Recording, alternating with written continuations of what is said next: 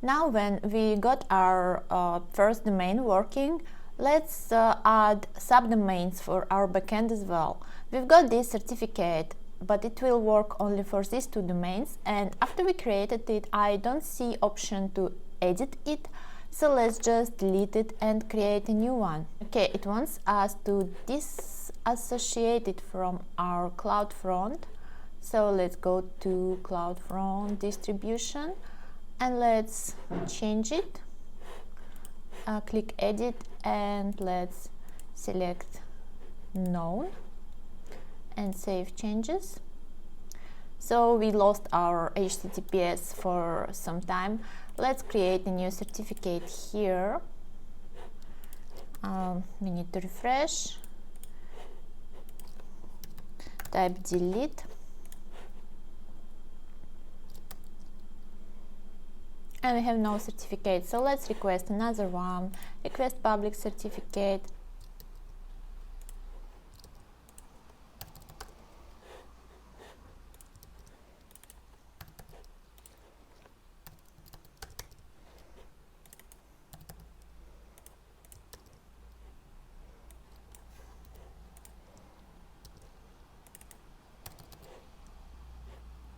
Okay, it's DNS validation and everything looks good. Let's refresh. We've got the certificate. Now it shows create records in root. Yeah, let's create records, and we need to wait a little bit again when all this stuff will be created and propagated. First, we have to go to our CloudFront distribution, and we just removed our certificate from it, and we need to add a new one. It is named as peer.js, but it has all the domains, no worries. And we can add the items now, so it's gonna be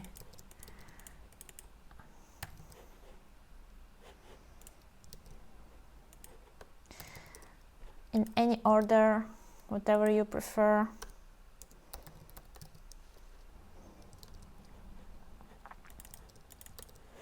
Actually, I'm not sure I really need these www things here, but I just don't want to realize at some point that I need it and to wait for propagation again, so I'll better add it now.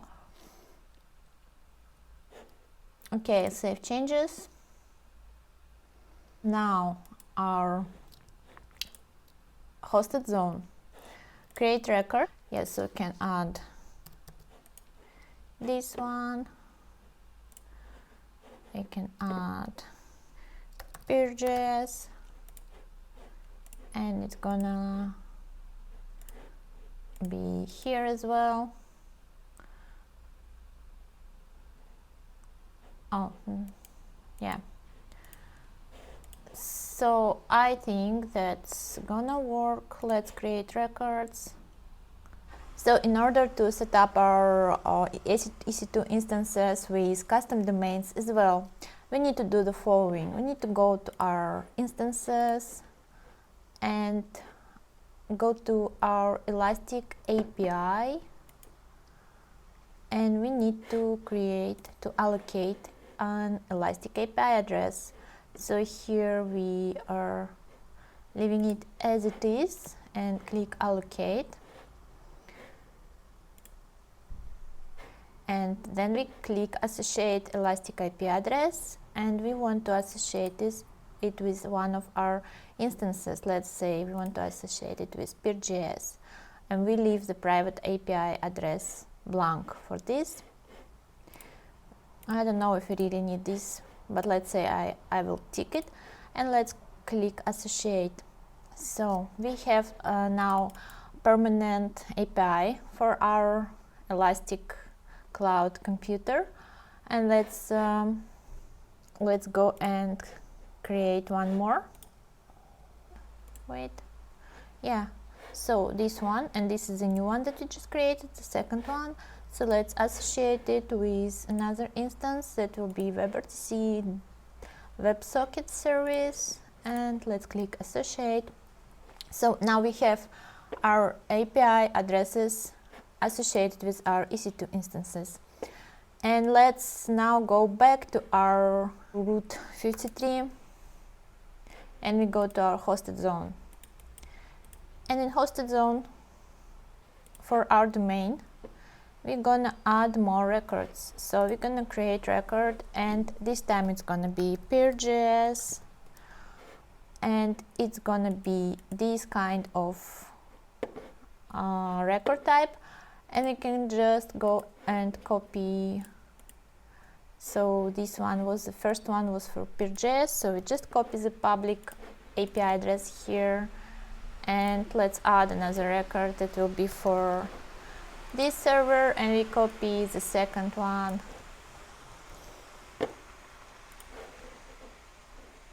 here, and we create records. So again, it takes some time to allocate them, to propagate them or whatever. So let's wait, like let's say 20 minutes, and then we can test if we can curl, if we can just curl our Elastic instance.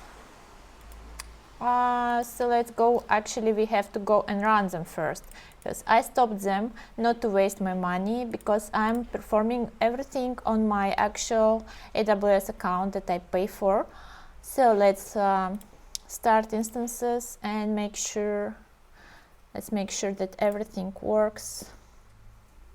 I think I also need to connect and run them. By some reason they're not running when I just start them, I mean the server itself. So let me go and check. Okay, I think something is wrong here, but let's just now ignore it and run them manually. Okay, and let's do the same for this one.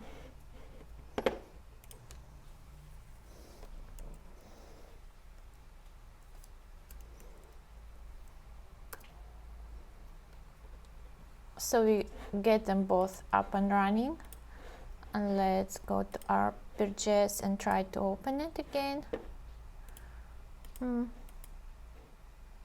They're just not ready yet, they're initializing still, so let's wait a little bit. So it says checks passed, so let's again try to refresh. No, why? Let's try to curl it. Oh, it actually returns something. So if you just open it by API, it returns stuff. Amazing. But what we're gonna check now is if it returns anything if we ask it this way. If we ask our... Oh, yeah, and this works as well. So as you see, it is working now, but if you try it with HTTPS, it does not, because to enable HTTPS we need to set up few more resources, and we will start with creating a target group. So it is here in load balancers. We are here, create a new target group, instances. So let's name it our WebRTC whatever. Yeah, just WebRTC. And we have this HTTP.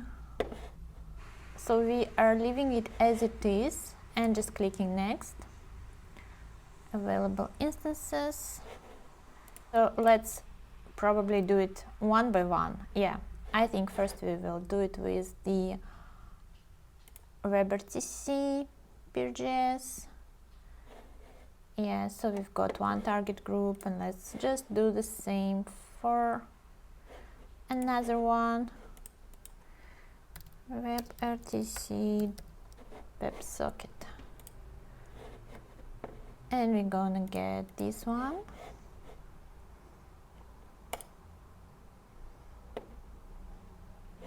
So you see it says load balancer non associated, so that's the next step. We're gonna set up our load balancer.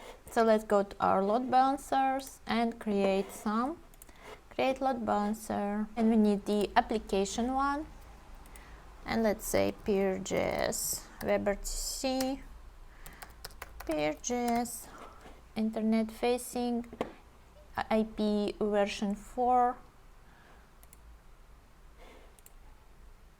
Okay, we need to choose at least 2 availability zones. I'll just choose 2 random ones. And security group, it should be the same security group as we have in our EC2 instance. Let's just quickly check which one is which, because I don't remember. If we go to our instances, and we are now interested in the peer.js one,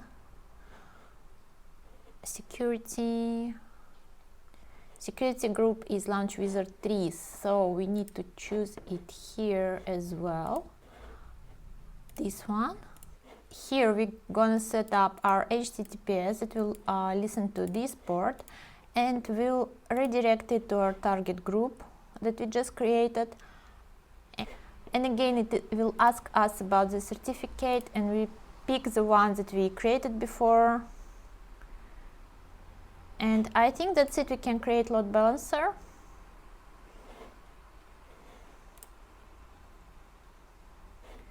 It is provisioning, so let's wait a little bit until it is ready. And another thing we can do while we're waiting for it, we can add a listener and also listen to our port 80 and redirect to our HTTP port 443. And we also need to go to our instance security group and update it and allow it here traffic for HTTP. But actually it is already allowed, we already did that. But if you did not, if by default you created it only with HTTP rule, you need to add this one to be able to work with HTTPS. And now when we set up our load balancer, we can go to our favorite hosted zone where we set up the records, and now we're gonna change these records. Let me just refresh them. Yes, so the one with peer.js, we need it. We can delete this record, and we will create a new one, peer.js, and we're gonna do the alias, and we're gonna do it to the application load balancer.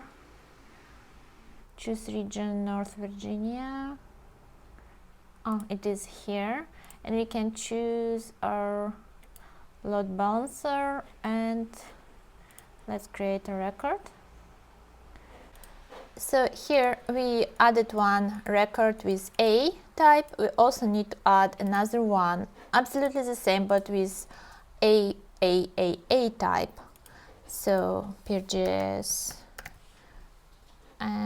extra E. So choose endpoint, we choose it from load balancer, choose region, it was our North Virginia, and this was this one, peer.js load balancer, and create record. So now we have both of them here, and this is errors that we're getting now, and Googling tells us that we need to modify our health checks in target group, add to registered. Okay, let's see what we have here in our target groups. In this one, health checks,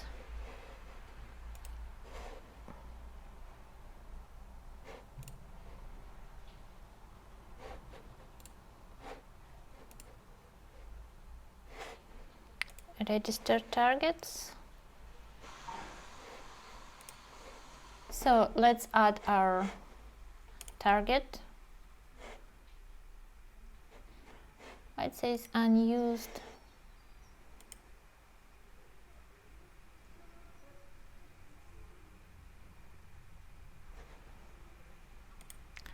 Okay, let's add the zone.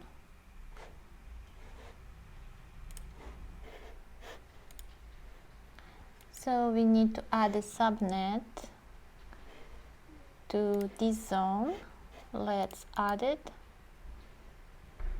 And let's go to our target group again and see what it says now. Now it says healthy. So let's check. And it returns us our PeerJS response on HTTPS. So we've done it for PeerJS server, and the same way we can do it for our WebSocket. Let's create a load balancer for our WebSocket server as well. We are repeating the same steps. The name will be WebSocket and the same VPC, and we choose these three first availability zones, and security group will be our launch wizard for the security group of the EC2 instance that we are creating this load balancer for. And the listener here is gonna be HTTPS, and we will select the target group that we created for WebSocket server. And yeah, we need to add our certificate, and I think that's it. Let's create a load balancer for our WebSocket. It is provisioning now. So what else we need to do? We need to go and create a listener for port 80, and instead of forwarding to target group, we're gonna redirect it as we did with our PeerJS. So we just redirect it to our HTTPS port, and that's it. So now if we go to our target groups and we want to see if there is any healthy targets, but so far it says initial because it is still in progress. We need to wait until the status changes to healthy or unhealthy. I think I also need to run the instance because I stopped it a while ago. So let's go to our EC2, let's go to this one, and let's connect.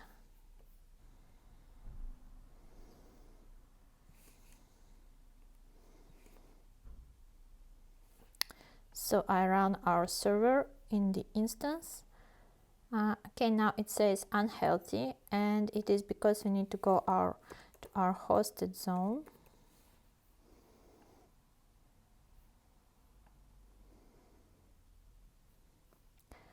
And you see we have these two PeerJS records here that are referring to our load balancer, and we need to add the same for our WebSocket server. So we're adding the alias, and we choose the load balancer region North Virginia, and we choose this one, WebSocket one, and we can also add another record, this one as alias.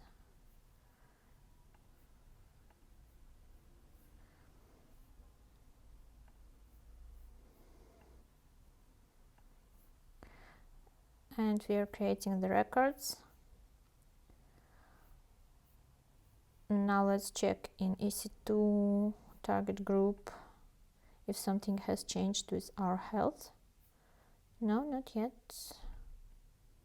So as you see, our health check is returning unhealthy, but it happens not just because something is wrong with our server, but because it is a WebSocket server that does not return anything if you just send a simple GET request. And to fix that, we need to add a special URL for a health check to our socket server. So let's do that. I'll just do it here, and just like normal, in a just like normal express manner, I'll do this app get, and let's say we want to check our health on the special URL, and then I'll just return this response send, and we will send that server is running. And another thing I've done here, I also noticed that in the Docker file here there was a wrong workdir and the port, so I changed them and I made the workdir AWS WebSocket and the port to match our actual port in here. So now let's just rebuild our image.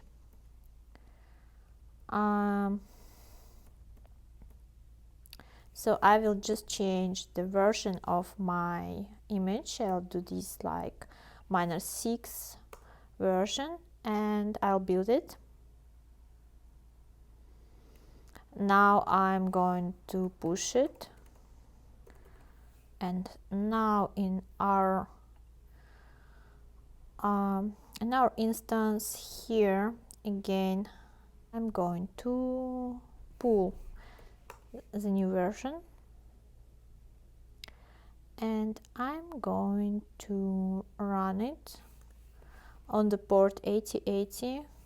We're running new. Okay, I need to delete the container, old container first, and now I'm running the new version.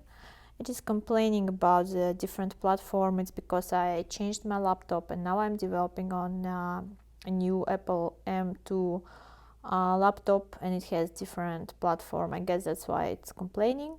Okay, let's check what you can do with this warning.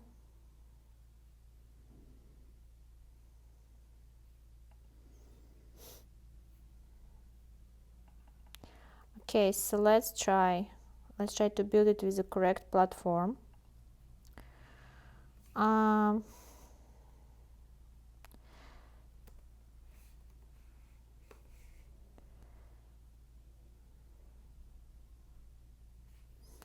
And it is rebuilding everything. So I'm pushing the new image, and now I can just go here and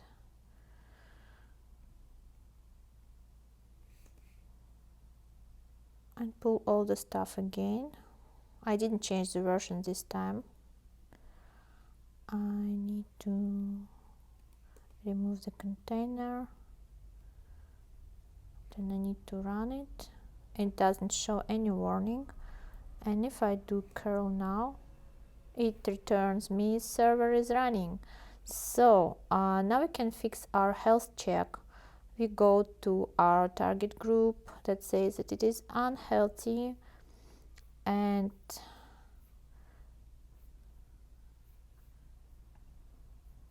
I think we can edit it here, adding the custom URL for the check. And if I try to curl,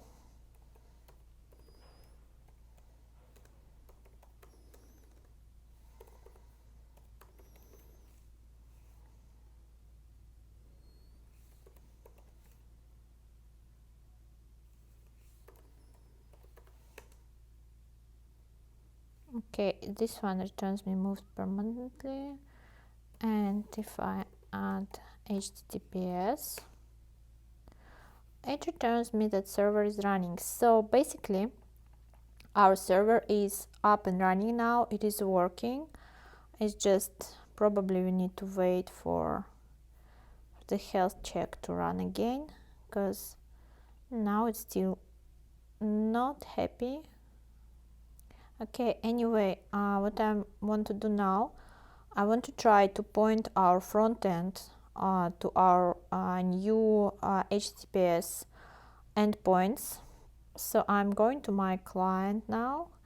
I'll do it just with hard code because I am lazy, and here instead of this I'll just add HTTPS WebSocket, WebRTC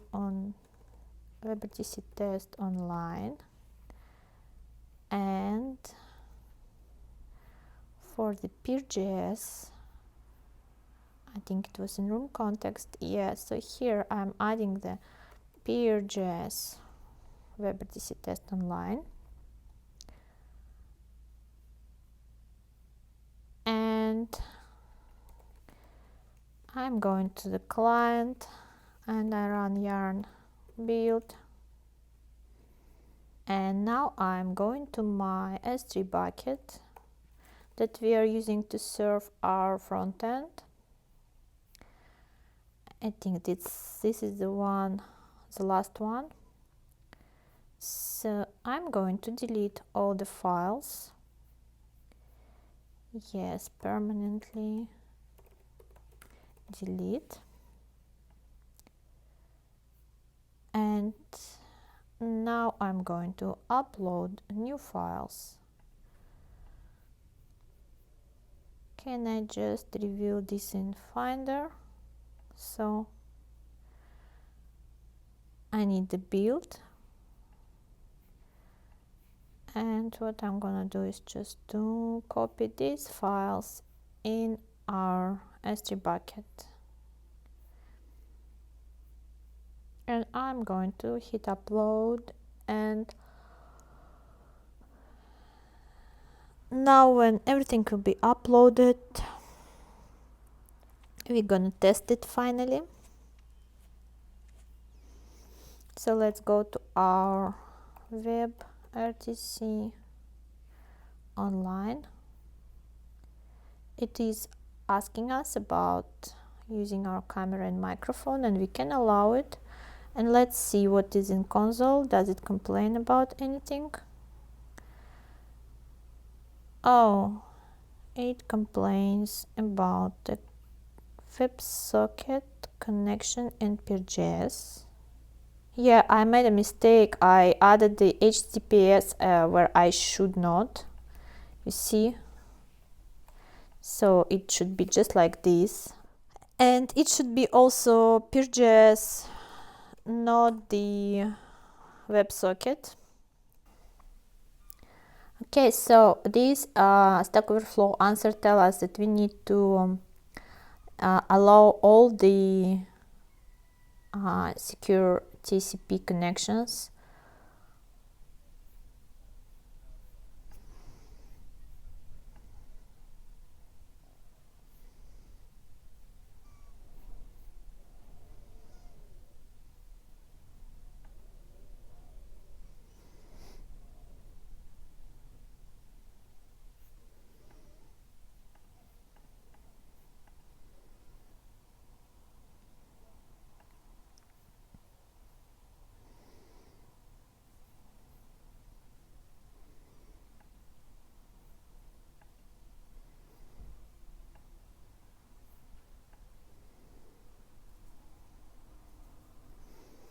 Okay, I changed it for the Launch Wizard 3, and I'm gonna change it. I'm gonna change it as well for the another one. So as it says here, it says like allow all secure TCP connections.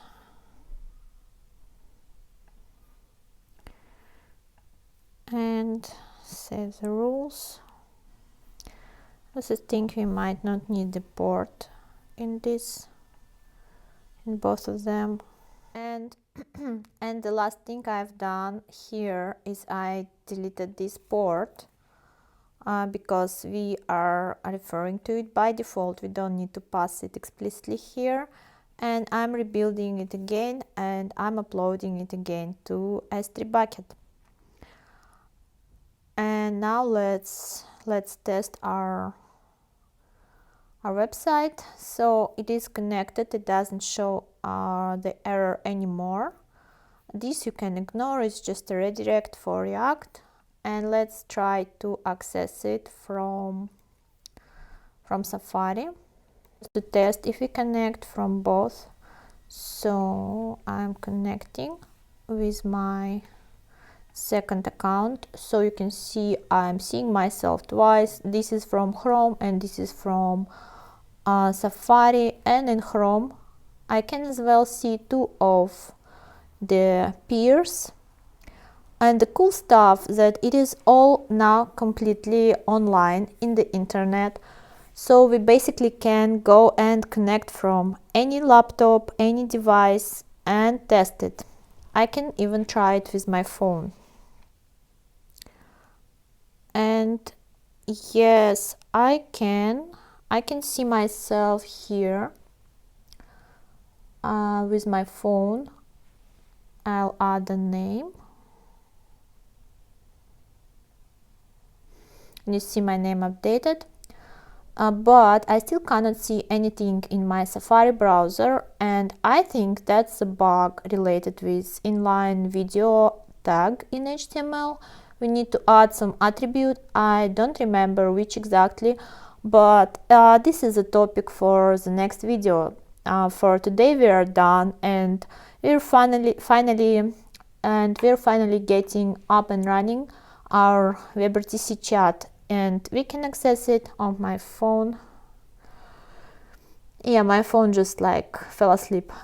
So we can access it from any device. It is completely deployed to AWS, and it is deployed with SSL certificate, and everything is working. So I hope it was useful for you and you enjoyed this video. Don't forget to like and subscribe to my channel, and see you in the next episode where we continue to work on our WebRTC chat.